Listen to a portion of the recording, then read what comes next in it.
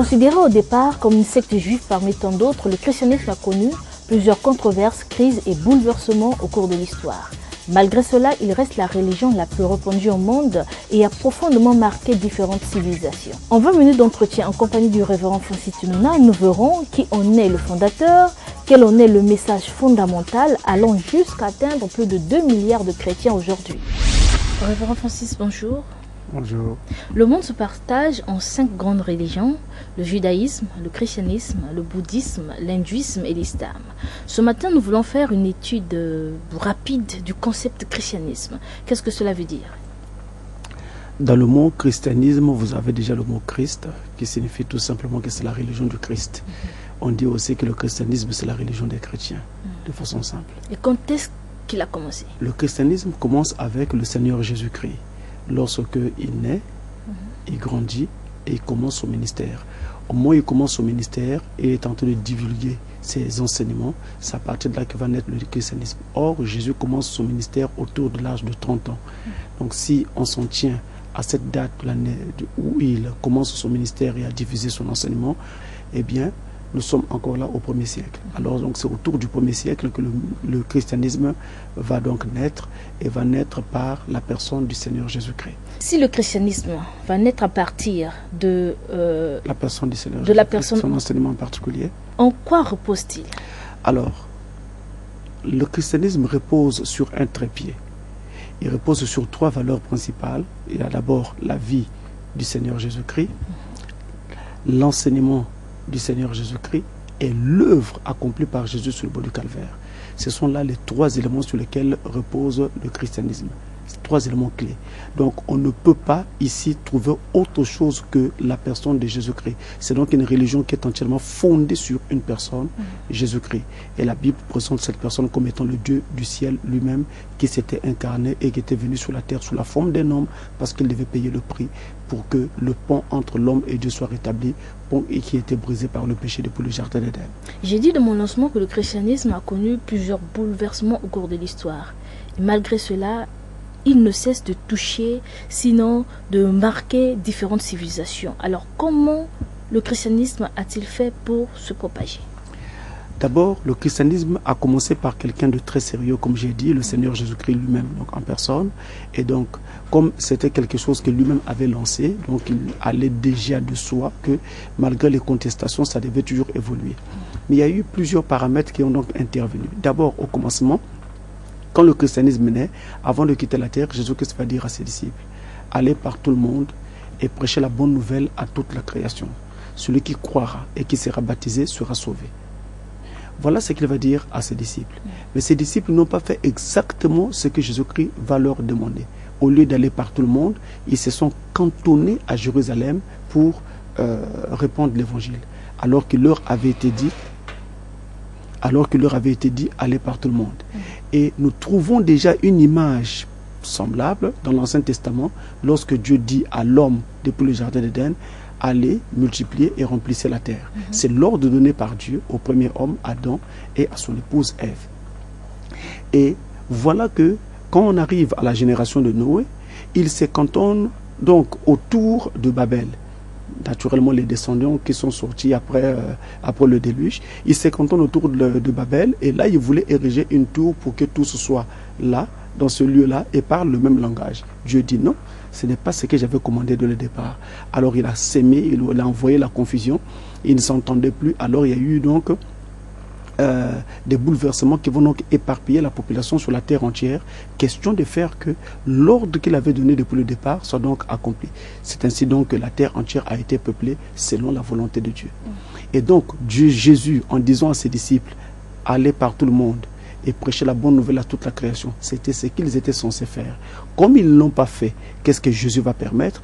Il va donc permettre que vienne une persécution sur les chrétiens, persécution donc qui va obliger les chrétiens d'aller de lieu en lieu, de ville en ville, de contrée en contrée et de pays en pays, et partout où ils allaient, ils amenaient ce feu du christianisme avec eux, et c'est ainsi que la religion se répandait.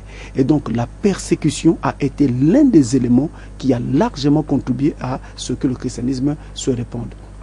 Et vous devez noter qu'à l'époque où Jésus de Nazareth apparaît sur la terre, la Palestine, où va naître donc le christianisme, était sous domination romaine. Et les Romains avaient plusieurs dieux qu'ils adoraient, parmi lesquels l'empereur lui-même, qui s'est considéré comme un dieu. Et c'est pourquoi d'ailleurs les empereurs de l'époque se faisaient appeler divinités. Donc ils n'acceptaient pas de voir comme ça dans leur territoire, qu'ils avaient sous contrôle, un peuple qui n'acceptait et ne reconnaissait qu'un seul Dieu. La religion juive était monothéiste, et elle l'est toujours. Alors ils n'acceptaient pas cela. Et donc, ils vont se mettre à combattre cette religion avec toute leur force. Et il y aura donc une vague de persécutions vraiment qui va s'abattre sur les Juifs. En 64 déjà, l'empereur Néron va accuser les chrétiens d'avoir incendié la ville de Rome. Et donc, ils vont donc subir le martyre à cause de cette accusation qui pourtant était fausse. En l'an 177, nous sommes dans la ville de Lyon, en France, il y a une chrétienne qui va être condamnée sous l'instigation de la foule. Bien sûr, l'empereur y était aussi de quelque chose. Et on va donc obtenir sa condamnation. Elle s'appelait Blandine. On va donc l'attacher à un poteau pour faire en sorte que les bêtes féroces la mangent. Mais quand les bêtes féroces étaient envoyées vers elle, ils n'arrivaient pas à la toucher et se retiraient. On va donc l'attacher dans un filet après l'avoir battue, soumise au fer, chauffée au rouge et tout le reste. On va donc la jeter devant un taureau. Le taureau n'a fait que la soulever et la jeter par terre et n'a pas pu la tuer. C'est alors qu'ils vont en venir eux-mêmes autrement pour mettre un terme à ces jours. Elle n'était pas seule ce jour-là, elle était accompagnée d'autres personnes, des chrétiens qui avaient été arrêtés avec elle. Mais Blandine est devenue comme une sorte d'icône ou de représentation de cette persécution que donc les chrétiens ont connue. Et après cela viendra donc une autre vague de persécution. Est-ce le cas aussi de Jeanne d'Arc? Jeanne d'Arc, ce n'est pas exactement la même chose, parce que là on est dans d'autres repères, on est dans un autre contexte. Alors parce que Jeanne d'Arc, elle était accusée d'être une sorcière parce qu'elle avait des visions. Et quand elle voyait quelque chose, la chose s'accomplissait. Et elle a aidé donc l'armée française, naturellement, le peuple français, à répondre certains territoires aux Anglais. Et alors, on a voulu donc la sacrifier à cause de tout cela. Mais notez bien que la politique est également de la partie, sans compter toutes les agitations et les querelles qu'il y avait au sein de l'Église.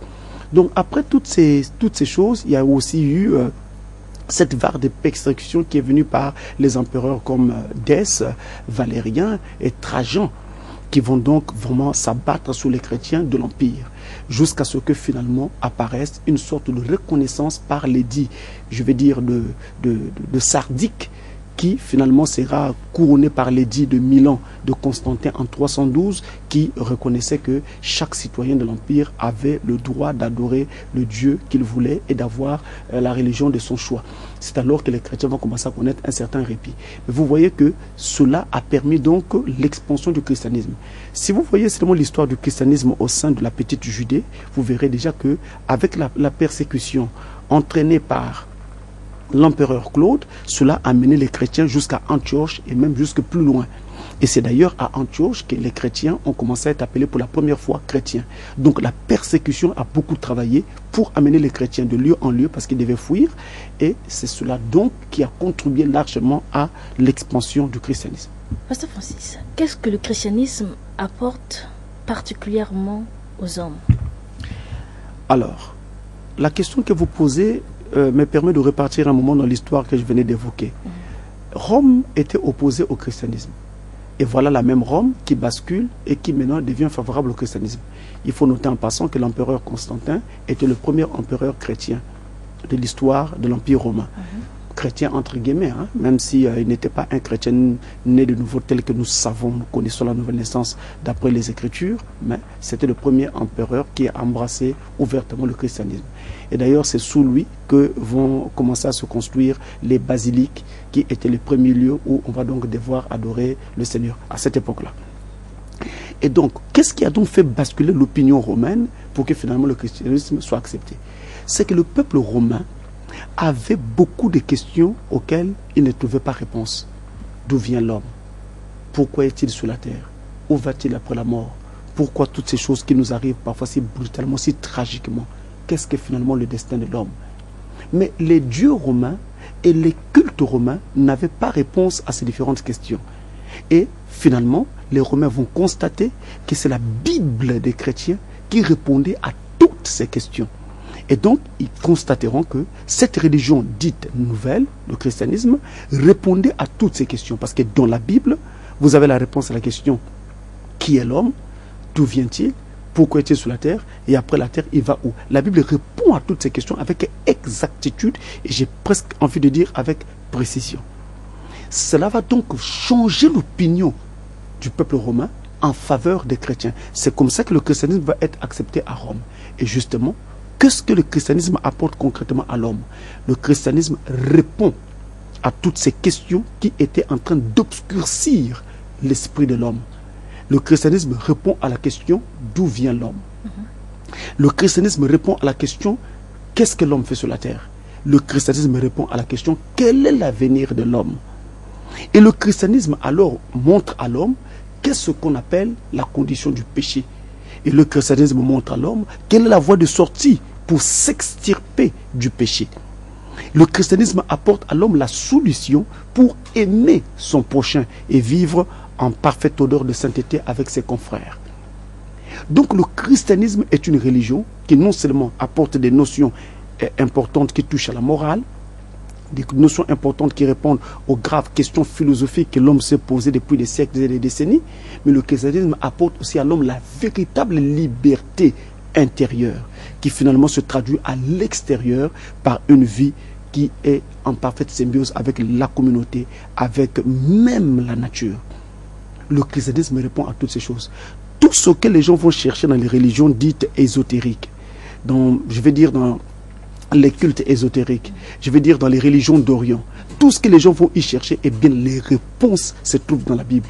Tout le problème, et là, malheur à nous, c'est que les pasteurs ne sont pas capables de manipuler ce livre sacré pour ressortir ces différentes choses et les montrer aux gens.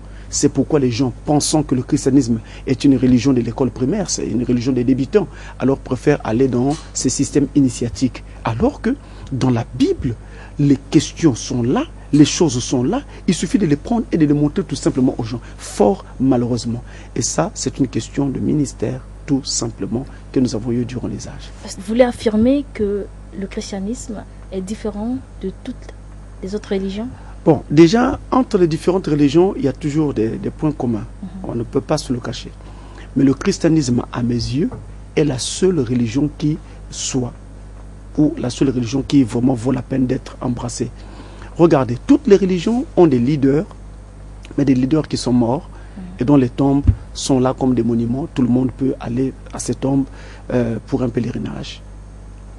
Mais le christianisme est la seule religion qui a laissé un tombeau vide. Le fondateur du christianisme... Un tombeau vide ne veut rien savoir. Un tombeau vide ne veut rien dire. Un tombeau vide veut dire justement beaucoup de choses. Parce que quand l'être humain, quand l'homme meurt, il reste dans la tombe. Mais notre fondateur, le Seigneur Jésus, quand il est mort, la terre n'a pas pu le retenir. Il est sorti du tombeau et il est ressuscité. Donc le christianisme est la religion par excellence qui peut vous parler de résurrection. Et justement, pour montrer que la résurrection est vraie, quand Jésus est venu sur la terre, il a fait des miracles du genre ressusciter des morts. Chose que vous n'entendrez pas, en tout cas dans les différentes religions. La résurrection des morts, Jésus l'a fait, il l'a démontré. Et aujourd'hui, les chrétiens nés de nouveau, baptisés du Saint-Esprit, en tout cas, vivent les mêmes expériences. Pasteur Francis qui vous parle a déjà été témoin au travers de son ministère, de la résurrection des morts, au moins 1 ou 2 fois. Donc ce n'est pas étonnant. Si l'on me dit que Jésus a ressuscité des morts, si je lis dans la Bible que Jésus-Christ a ressuscité des morts, mais le fait que je l'ai vécu moi-même tout au long de mon ministère, eh bien c'est clair que c'est une chose qui est tout à fait vraie parce que je l'ai expérimenté. Donc le christianisme parle de résurrection. Le christianisme parle du Saint-Esprit, non pas comme un simple principe moral, que l'on obtient en vivant avec un certain code, mais c'est réellement un esprit vivant, un esprit mouvant, un esprit qui se manifeste et qui parle avec vous. Vous pouvez entendre sa voix. Le christianisme parle de cela. ce qui est différent avec les autres religions. Dans les systèmes initiatiques, on va vous donner des cours pour vous montrer comment vous pouvez vous dédoubler, comment vous pouvez faire telle chose ou telle autre chose. Mais dans le christianisme, je n'ai pas besoin de ces cours. Le Saint-Esprit qui habite en moi me dit des choses à l'avance. Je peux être en face de quelqu'un et je vois tout de suite à quoi il est en train de penser. Je le reçois. C'est ce qu'on appelle par le discernement. C'est le discernement, la Bible en parle. Je veux aller quelque part, Dieu me montre d'avance que là où tu vas aller, ça va se passer comme ceci et comme cela. Il peut me le montrer dans un songe, il peut me le montrer dans une vision, il peut me le dire par une voix audible, il peut me le dire en prophétie, il peut me le dire par une voix intérieure. Donc vous voyez toute la richesse du christianisme. Vous parlez des tapis roulants dans les différentes branches initiatiques. Le christianisme n'a pas besoin de tapis roulants, mais le christianisme peut vivre des choses du même type. Vous avez le cas de Philippe, qui avait été amené vers un eunuque éthiopien pour l'exhorter. Actes des Apôtres, chapitre 8. Et quand Dieu avait vu que le travail accompli auprès de l'eunuque éthiopien était suffisant, il a donc enlevé Philippe pour l'envoyer à un autre réveil qui avait lieu quelque part vers Gaza. Donc il n'a pas eu besoin d'un transport. Dieu l'a tout simplement pris et l'a transporté vers cet endroit-là. Et on va donc dire qu'il l'a téléporté vers cet endroit où il devait parler à d'autres personnes, vers Gaza. Et c'est ça le christianisme. Donc c'est vraiment profond. Et le christianisme est la religion qui nous annonce donc que d'ici peu de temps, il y aura donc une résurrection et nous allons être enlevés. L'enlèvement. Dieu va nous enlever de la terre avant que tout ne se termine. C'est ça le christianisme. Avant de terminer, nous allons satisfaire cette intervenante suivant sa question. Pourquoi dans certaines églises on valorise plus les prophètes, excusez-moi de le dire, Simon Kimbangu, Amy Sachikabo, William Branham, au lieu de valoriser le Christ qui s'est sacrifié pour nous? Vous avez dit en amont que le christianisme reposait essentiellement sur le Christ.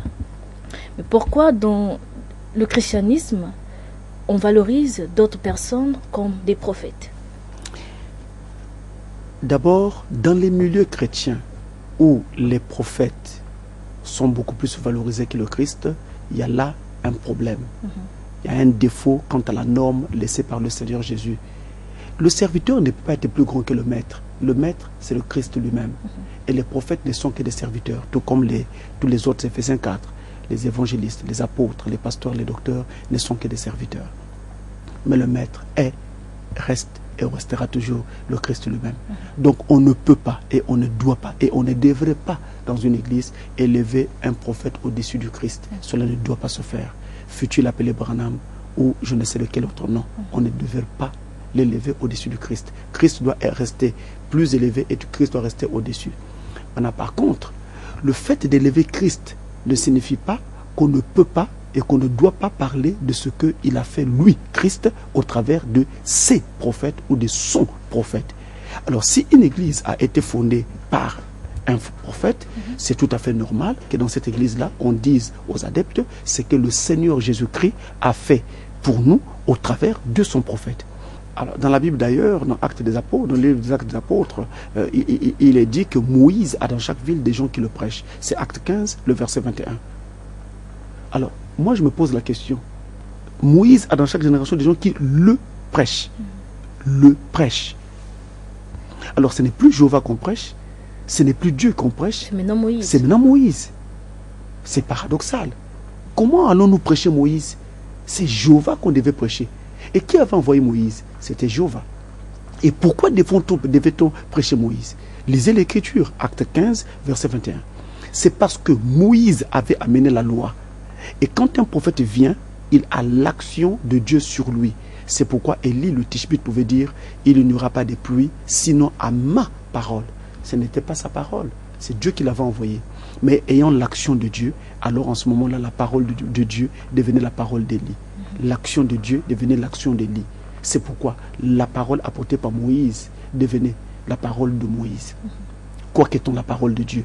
C'est pourquoi le message apporté par Frère Branham est le message de Dieu, mais en même temps le message de Branham. C'est la raison pour laquelle, de façon interchangeable, nous disons le message du temps de la fin, le message de Jésus-Christ, le message de Frère Branham. Parce qu'il était l'instrument par lequel ce message nous a été apporté. Et si je dis aux gens, Branham a dit, je ne trompe pas. Pasteur Francis, merci. C'est moi.